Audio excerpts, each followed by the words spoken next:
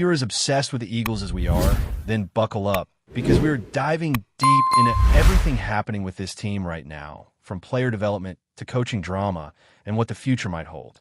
The offseason is always a roller coaster, and right now, there's so much to unpack. Let's start with some individual performances that really caught my attention. One name I want to highlight is Darius Cooper. For an undrafted player, his season was nothing short of impressive. He showed a level of grit and reliability that you don't often see from guys who enter the league without a draft pedigree. He blocked well, he made himself a presence on the field, and he even came up with a key reception in the playoffs.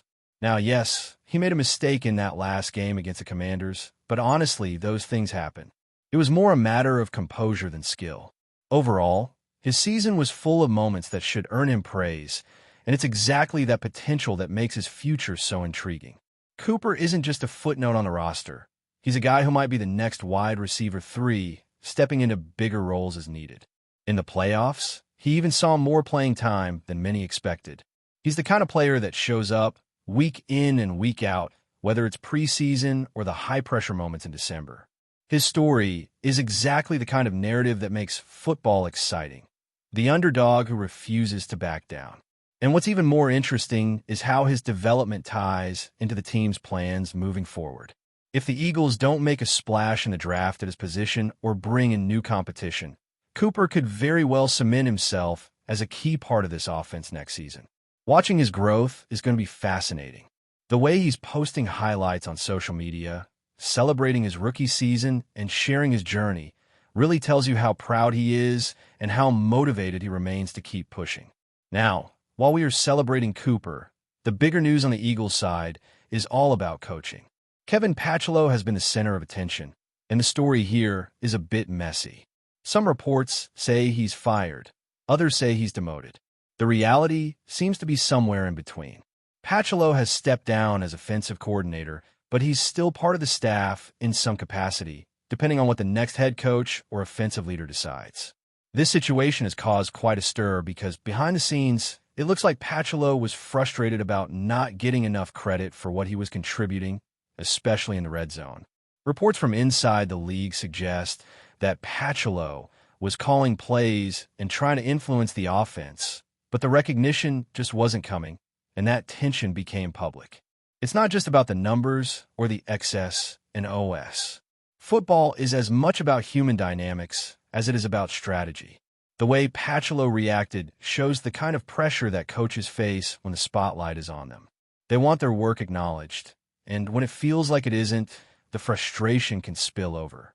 Fans and analysts often focus on players and mistakes on the field, but the inner workings of a team, who's calling what, who is getting credit, who is being heard, can influence everything from play calling to team morale.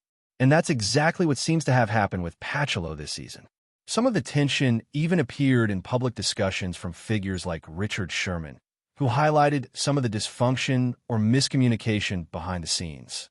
At the heart of it, the Eagles are now in a position to bring fresh energy into the offensive coordinator role. The team has made it clear that whoever comes in will have full control over the offense, meaning they won't have to work around existing staff constraints. This is an opportunity for someone new to establish a vision and command without legacy interference. It's a big swing, and it makes sense. They need to reset the offense to compete at the highest level. The league is full of coaching talent, from seasoned veterans with decades of experience to up-and-comers who have shown success in smaller programs. But for Philadelphia, the goal seems to be finding someone who can stay committed, develop players, and build an offense that runs efficiently and creatively for at least 3 to 4 years. Stability at this position could be the key to sustaining success after a season of highs and lows. While all of this coaching drama unfolds, there are still questions about the roster and development of other key players. Names like Christian Parker have emerged as essential pieces of the defensive puzzle. Parker has had a tremendous impact, developing young players and elevating veterans to perform at their best. His work with Adoree Jackson late in the season transformed Jackson from a player on the edge of the rotation into someone resembling a starting-caliber, borderline Pro Bowl talent. Parker's influence isn't limited to the defensive backfield. It extends to shaping the mentality and confidence of the team's secondary, which has been one of the more dynamic units on the Eagles roster. Losing someone like him would be a blow, especially when his coaching and mentorship clearly translated to tangible improvements on the field. The combination of player development and coaching decisions highlights the complexity of building a successful football team. It's not just about who throws the ball or makes the tackles. It's about how individuals grow, how staff communicate, and how the organization adapts to adversity. Every offseason, the Eagles face decisions that will shape the trajectory of the next year. Draft picks, free agent acquisitions, and internal promotions are all part of this puzzle. Meanwhile, the narrative around Patchelo, Cooper, and Parker shows that football is a living, breathing ecosystem. Players and coaches are constantly evolving, and the team's identity is being shaped by these behind-the-scenes stories just as much as by the scores on the scoreboard. Ultimately, the Eagles are in a period of transition. The exciting performances of undrafted players like Darius Cooper, combined with the turbulence in coaching roles, signal both opportunity and risk. There is room for new voices and fresh strategies, but there's also a chance that disruption could impact continuity. Fans are paying attention, and rightly so, because the choices the team makes this offseason will echo throughout next season and beyond. Whether it's developing homegrown talent or bringing in a new offensive mind, the stakes are high. The energy in Philadelphia, the expectations from the fan base, and the talent on the roster all point to a season where careful planning and decisive action could make all the difference. As we shift focus from the individual stories to the bigger picture, the Eagles' offseason is shaping up to be one of the most intriguing periods in recent memory. Coaching, of course, is at the center of attention, but the way player development intersects with these changes is what truly makes this fascinating. When a team undergoes a shift at offensive coordinator, it's not just a change of XS and OS. It's a shift in philosophy, tempo, and sometimes even culture. Whoever steps into that role will have the opportunity to redefine what the Eagles' offense looks like, and fans are already speculating wildly about potential candidates. The team has hinted at openness to big moves, not merely minor adjustments. This is a chance to bring in new ideas, to challenge old assumptions, and to build an offense that isn't just reactive but proactive, capable of adapting on the fly in high-pressure situations. One of the critical aspects the Eagles need to focus on is continuity within a roster. While the coaching shuffle might grab the headlines, players like Darius Cooper, Christian Parker, and other emerging talents highlight the importance of developing the talent already within the organization. Cooper, for instance, isn't just a role player. He's becoming an example of perseverance and grit. His rookie season showcased his ability to contribute under pressure. His hands were reliable, and he stepped up in moments when the team needed him most. It's the type of development that can pay dividends in the long term, especially if the team can retain core players while integrating new coaching strategies. Watching a player like him grow in real time also underscores how crucial it is for a new offensive coordinator to identify these hidden gems and maximize their impact. Meanwhile, the conversations about Kevin Patchelo have sparked broader debates about accountability, recognition, and the inner workings of a professional football team. It's rare to see a coach so publicly affected by external perceptions, but this speaks to the intense environment in Philadelphia. The fans, the media, and the expectations all weigh heavily. And for someone in a leadership role, that pressure can amplify small frustrations into headline-making stories. Patchelo's situation also illustrates a bigger point. The dynamic between staff and media, between internal performance and public perception, is increasingly complex. Coaches aren't operating in a vacuum, and the ripple effects of public scrutiny can influence decisions, morale, and ultimately, on-field performance. For the Eagles, navigating this balance is part of building a championship-contending team. Looking forward, the Eagles' approach to hiring a new offensive coordinator will likely reflect a desire for stability and innovation. The team clearly wants someone who can stay committed for multiple seasons, someone willing to invest in the players, to build relationships, and to leave a lasting imprint on the offensive identity.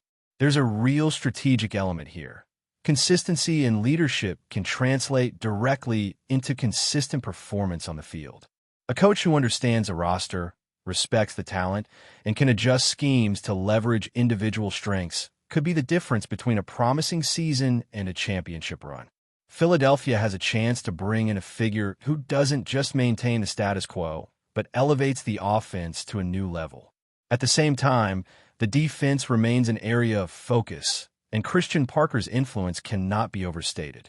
His work with the secondary has been transformative, turning potential weaknesses into one of the team's most reliable units. Parker's ability to develop young players, help veterans refine their skills, and establish a culture of accountability has had a tangible impact on the field.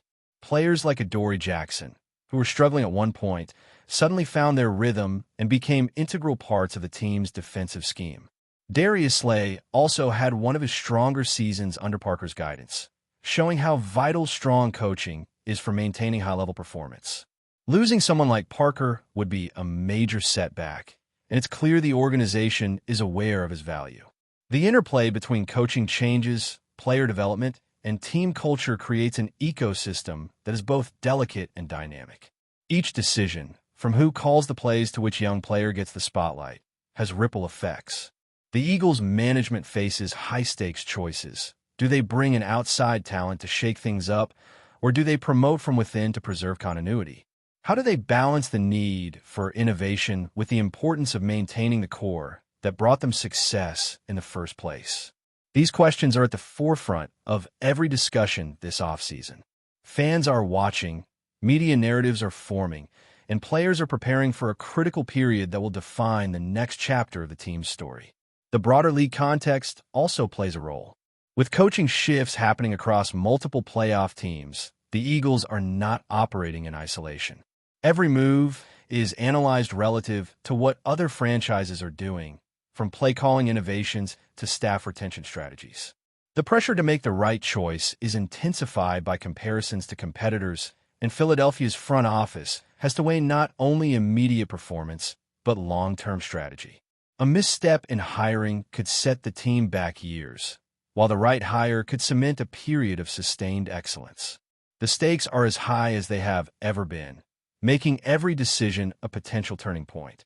Before we continue, don't forget to subscribe to our channel and give this video a like. Your support helps us keep delivering the latest updates on our Philadelphia Eagles. And don't be shy. Share your thoughts on the news in the comments below. For most of the season, Cam Newton's voice had been one of the loudest in questioning Jalen Hurts. Through podcasts, interviews, and social media reactions, the former MVP repeatedly challenged Hurts' decision-making, his command of the offense, and even his long-term viability as a franchise quarterback. That context is what makes Newton's latest admission so surprising and so combustible inside an already tense Philadelphia Eagles environment. According to people close to the situation, Newton has privately walked back part of his criticism, acknowledging that Hurts has been carrying far more than the public ever realized. The admission is not a full apology, but it is a notable shift. Newton is said to believe that the Eagles' internal instability, conflicting messages from the coaching staff, and roster tension placed Hurts in a nearly impossible position. Coming from someone who openly questioned Hurts' leadership all year, the change in tone has fueled speculation around the league. Inside Philadelphia, this has only intensified the sense of crisis. The Eagles were expected to be a model of continuity and confidence, yet whispers of locker room frustration and philosophical disagreement have followed them. Newton's comments, even softened, indirectly validate those rumors. If a former quarterback of his stature now sees systemic problems rather than purely individual flaws, the narrative around Hurts could shift dramatically. There is also speculation that Newton's admission reflects something he is hearing from current players. League insiders suggest that several veterans around the NFL view Hurts as a quarterback caught between expectations and execution, pressure to be both a disciplined pocket passer and an improvisational playmaker without clear identity. Newton, who lived through similar criticism during his own career, may see echoes of his past.